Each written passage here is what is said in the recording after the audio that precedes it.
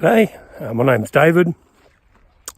I love my garden, and today I thought I'd do a little video on my veggie patch. I live on 8 acres, but predominantly it is covered in forest and pine trees and tea trees. And this little area here, originally when we moved here, was full of thousands of Scotch thistles, and we hand weeded those out. There was a big rubbish tip right here where this garden, we call this garden bed number 1. Originally there was a rubbish tip here. We cleaned that all out, burnt all of the rubbish that we could, moved everything out, and then by hand I dug what started out as a little 4x4 metre bed.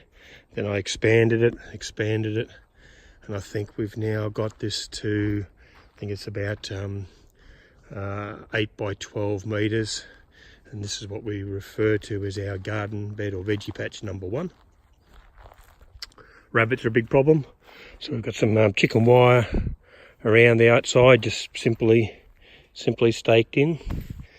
One of the things that you'll quickly see here is I use weed matting. So this is the woven plastic. It's not solid plastic sheets. I absolutely hate pulling out weeds, and unfortunately I work long hours in my own business, and I don't have time to be sitting around pulling weeds when I do have spare time. And instead I prefer to spend my spare time enjoying my garden, and rather than being a chore, I actually like it to be something that I enjoy. So just about everywhere now I've converted to weed matting. This is now the beginning of March 2019. I live in Melbourne in Australia, so I like to mound up my soil. So let's do a tour. This is a garden bed that I'm experimenting with. It was very poor soil, not much organic matter. Actually, for that matter, all of this soil here is very poor soil. All of my corn husks from previous years, corn goes in here. Basically, I pile up dirt on top of the corn husks, and made this into a very successful pumpkin bed last year. And this year we've actually put in some sweet potatoes, so I'm going to turn this into a sweet potato bed. We've got some golden nugget pumpkins, which are growing really well. Here, heaps of flowers, and another variety of sweet potato. We've got some beans, just standard, stock standard, like runner beans. These are small, like a dwarf variety. Very easy to maintain. These guys like well drained soil. They've been a little bit stressed. We've had a very hot summer here this year in Melbourne, and this is sunburn and the earlier stages of the plants. But they've established now, and these guys are just got a plethora of beans coming on really well. One of the things I like to do with my beans is actually give them a bit of shock early on. When they first start producing beans, I start lopping them off, and it's a personal thing. It's the thing I like to do. Gives a plant a bit of a scare, and I find that then throws out a heap more flowers and then starts producing proliferately. So that's our standard runner beans. Our scarecrow, which I find basically does nothing. Just a bit of entertainment and for someone for me to talk to when I'm down here. This is my a bean trellis.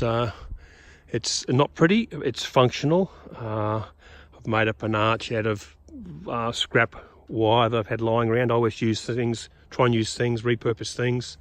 This is some old steel. It was from a box trailer that was around the sides of a box trailer. We've repurposed that. I'll make that up in trellises and move that around. So in here, these first beans we've got Vitalis. They're a big, flat, I believe they're Italian bean. And I'm training it to go up and across. I love doing my arches of this. It makes it easy to come in and pick the beans as they grow. So we've got some Vitalis beans. And then we've got another variety in here. So wax bean, it's like a pale yellow, again another climbing bean that we're training to grow up and over the arch. Beautiful bean. We've got some more golden nugget pumpkins. There's just the two of us in the household, so we find that these smaller varieties of pumpkins are actually a lot better for us.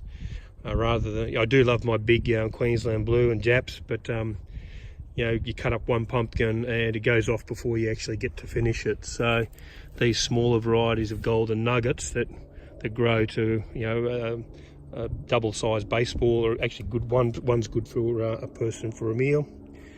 In amongst our golden pumpkins, we've got some beetroot, thrown in some radish, just filling in the gaps. We love our radish. There's plenty of radish going in through here. Again, weed matting. I've been using weed matting now for several years. I swear by it. It is the absolute bomb. I wouldn't bother doing Veggie Patch this size without weed matting. We've tried a comparison. So this is where we've actually used sugarcane mulch, and we find that I find that it's nowhere near as good as weed matting at keeping the moisture in. But this weed matting really comes into its own, particularly for varieties of plants like tomatoes and eggplants that like the soil to be a little bit warmer. Corn is another really good example. We'll get over to the corn in a second. Some more golden nuggets. Got a bit of a herb garden going on over here, so different herbs, different varieties of herbs in here. So it's a little herb garden.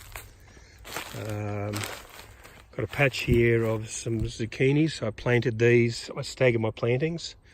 So these are a later plot of zucchinis. I'll show you some other zucchinis shortly in my garden bed number 2, which are more established and we're eating now.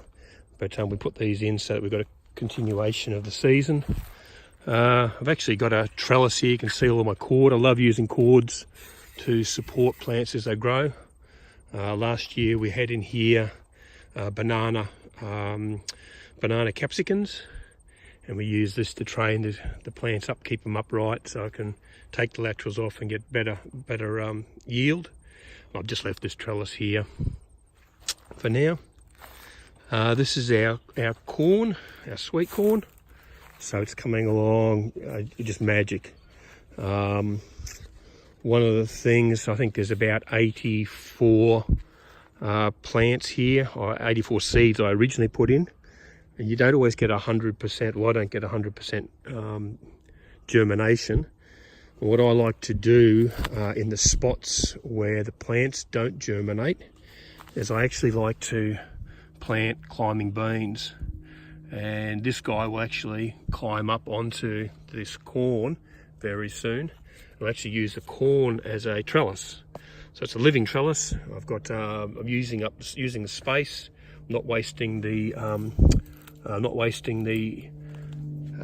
nutrients in the soil. It's going to a good cause, and we'll be pulling beans out of amongst the corn.